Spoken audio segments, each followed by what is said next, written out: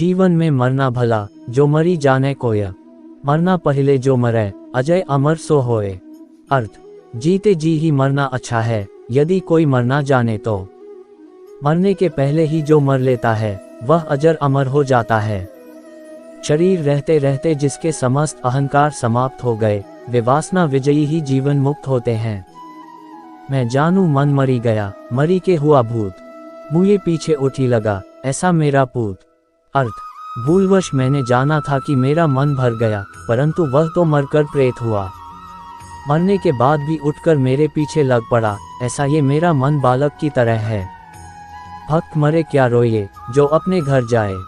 रोइए साकट बपुरे, हाथों हाथ बिकाया। अर्थ, जिसने अपने कल्याण रूपी अविनाशी घर को प्राप्त कर लिया, ऐसे संत भक्त के शरीर छोड़ने पर क्यों रोते हैं। बेचारे अभक्त अज्ञानियों के मरने पर रो, जो मरकर 84 लाख योनियों के बाजार में बिकने जा रहे हैं। मैं मेरा घर जा लिया पलीता हाथ। जो घर जारो अपना, चलो हमारे साथ। अर्थ, संसार शरीर में जो मैं मेरापन की अहंता ममता हो रही है, ज्ञान की आग बत्ती हाथ में लेकर इस घर को जला डालो। अपना अहंकार घर को जला डालता है।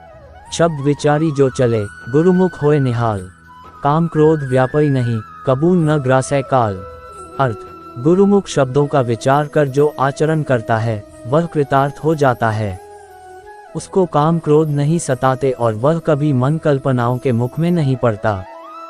जब लग आश शरीर की, मृतक हुआ न जाए। काया माया मन तजै, चौड़े रहा बजाए।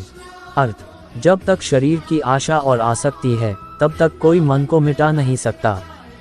इसलिए शरीर का मोह और मन की वासना को मिटाकर सत्संग रूपी मैदान में विराजना चाहिए।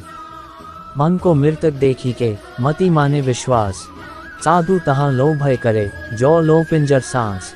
अर्थ, मन को मृतक शांत देखकर यह विश्वास न करो कि वह अब धोखा नहीं देगा।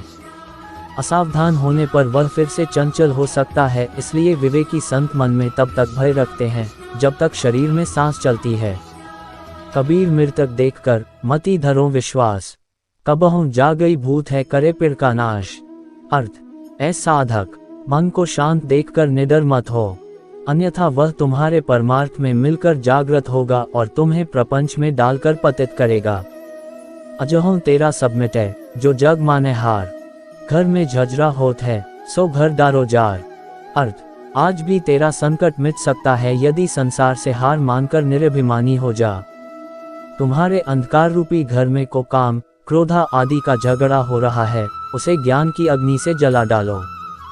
सत्संगति है सूख ज्यों, त्यागई फट की असार। कहें कबीर गुरु नाम ले, पर सह नहीं विकार। अर्थ, सत्संग सूख के ही समान है, वह फटक कर असार का त्याग कर देता है। तुम भी गुरु से ज्ञान लो, जिससे बुराइयां बाहर हो जाएंगी।